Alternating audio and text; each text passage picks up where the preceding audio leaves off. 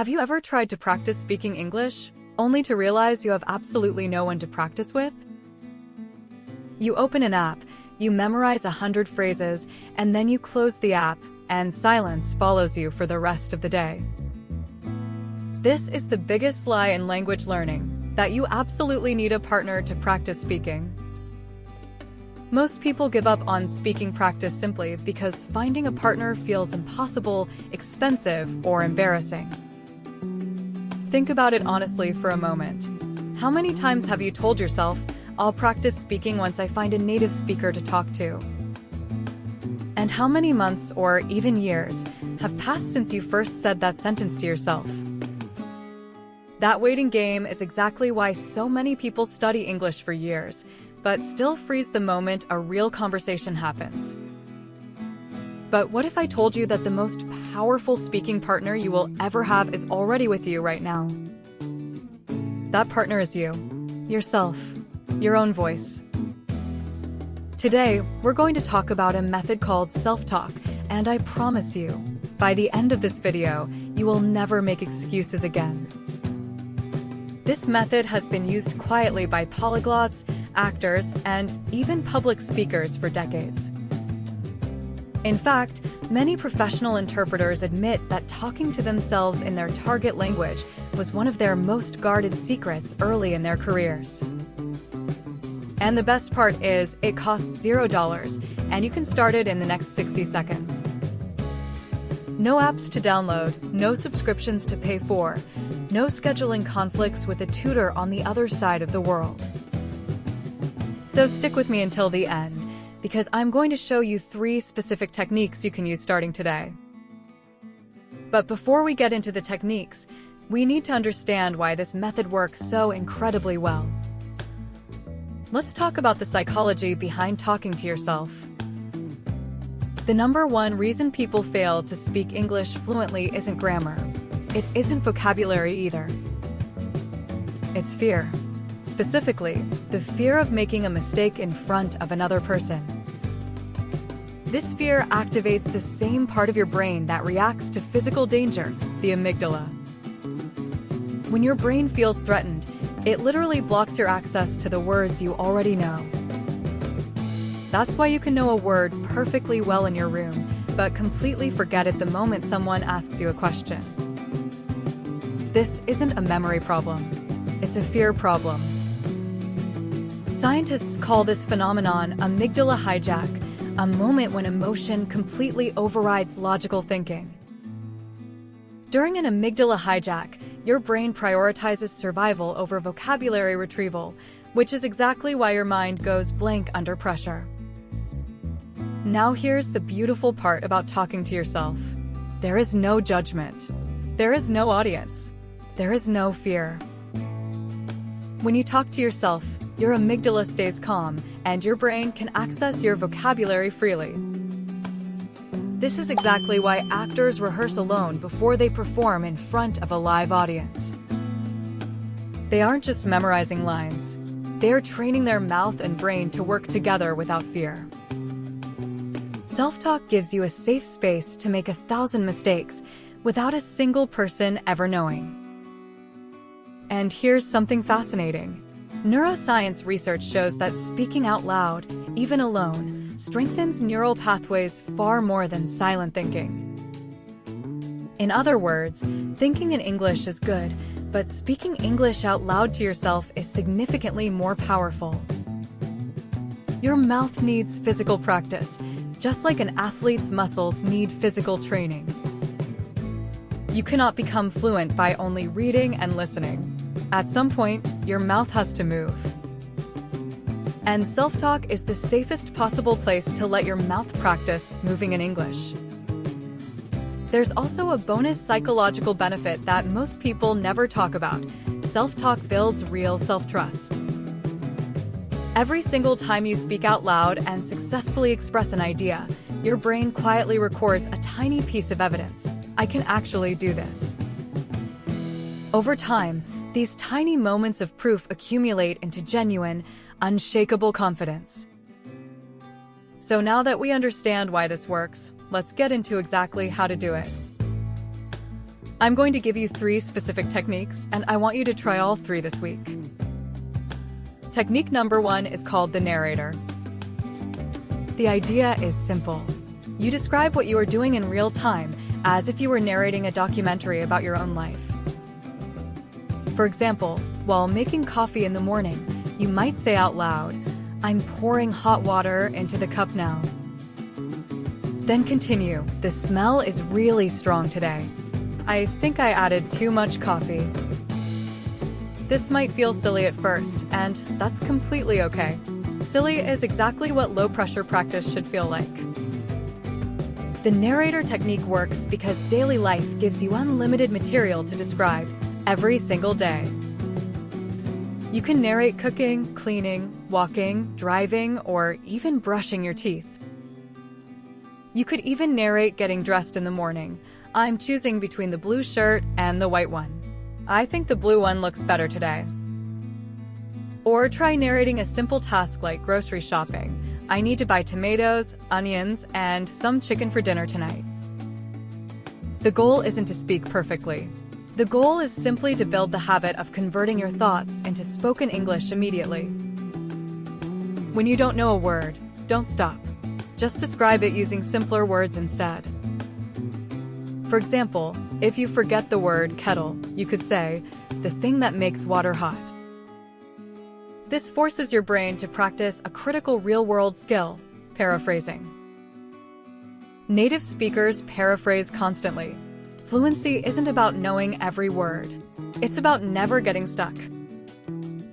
As you get more comfortable with basic narration, try adding your feelings into the mix too. Instead of just saying, "I'm walking to the bus stop," try saying, "I'm walking to the bus stop, and I'm a little worried I might be late today." Adding emotion to your narration makes your speech sound far more natural and human, instead of a flat list of actions. Try narrating for just 5 minutes every morning and notice how much easier it becomes after only 1 week. Now, let's move on to technique number 2, called the interviewer. This technique is slightly more advanced because it trains you to think and respond quickly, just like in a real conversation. Here's how it works. You imagine an interviewer asking you a question, and then you answer it out loud, immediately. You can start with simple questions like, "What did you eat for breakfast today?" Then answer immediately, without translating in your head first. "I had 2 eggs and a cup of black coffee." The key rule here is speed. Don't pause for more than 3 seconds before answering.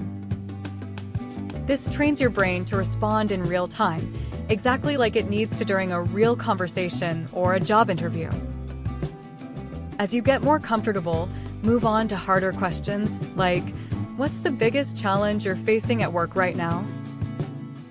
You could also try questions that require you to justify an opinion, like, "Do you think remote work is better than working in an office?" These types of open-ended questions push you beyond simple answers, forcing you to build full explanations on the spot. This is incredibly useful for people preparing for job interviews, university interviews, or important client meetings. You can literally rehearse your real interview questions using this technique, days before the actual interview happens. Try writing down 5 potential questions you might face this week and answer each one out loud twice. The first time you answer, you'll probably feel awkward.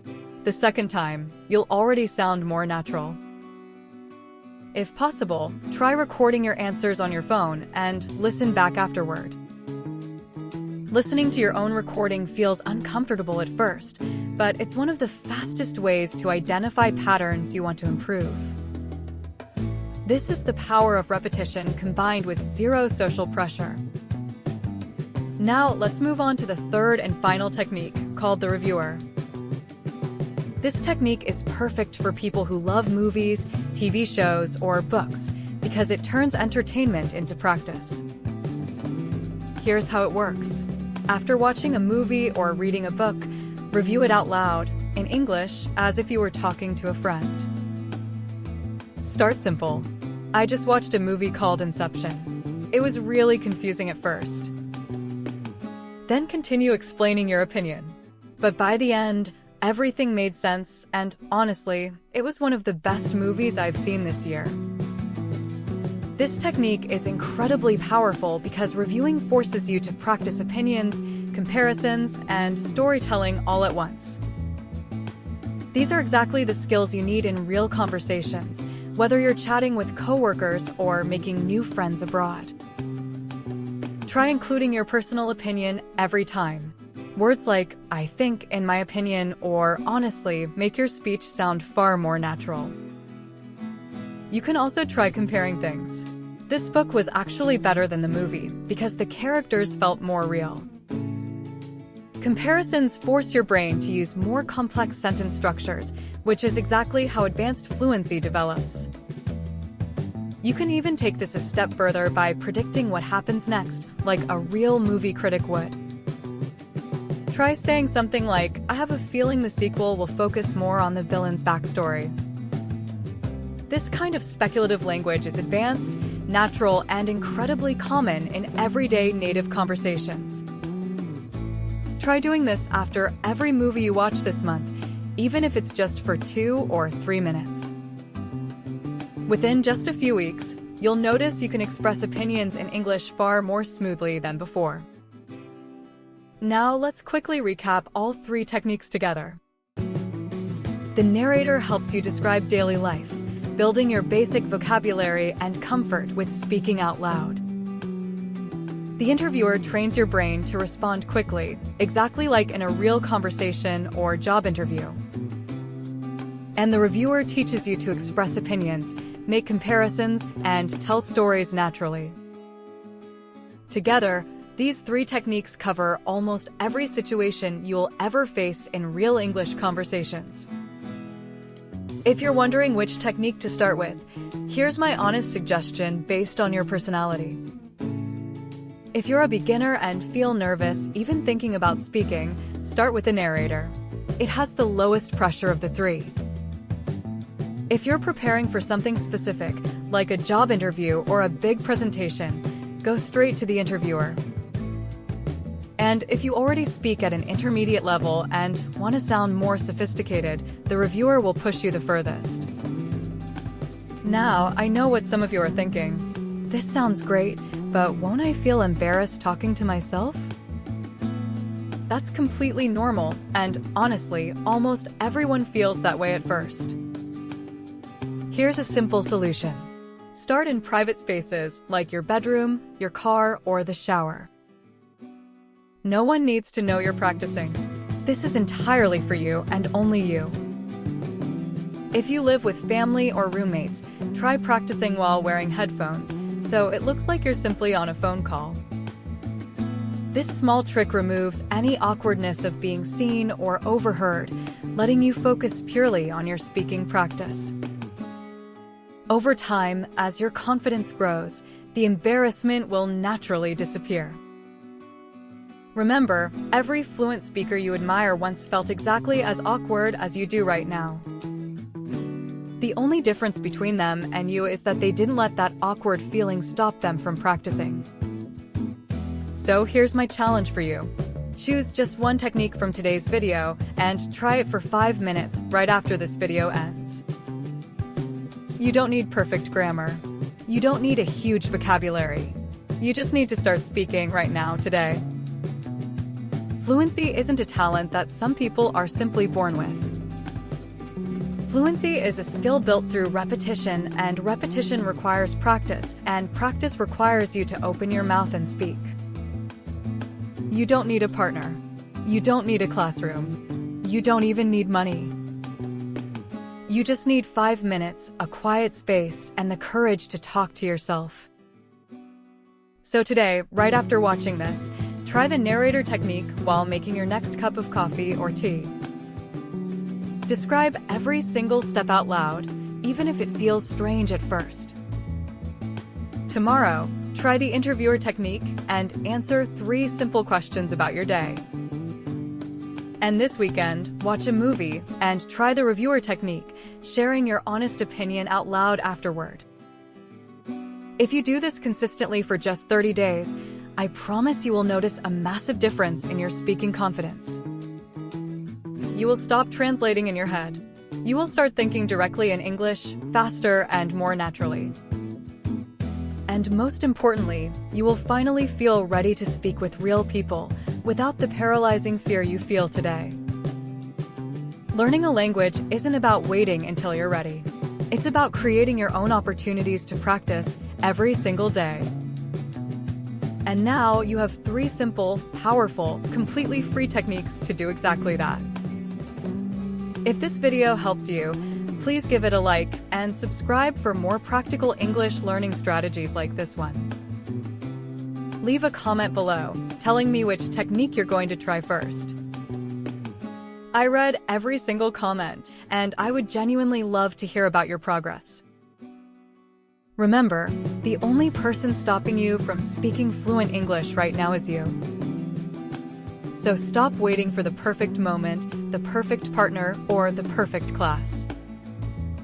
Start talking to yourself today and watch your confidence grow, one sentence at a time. Thank you so much for watching this video all the way through. I truly believe this method can change the way you learn English forever. Take care of yourself, keep practicing every single day, and I will see you in the next video.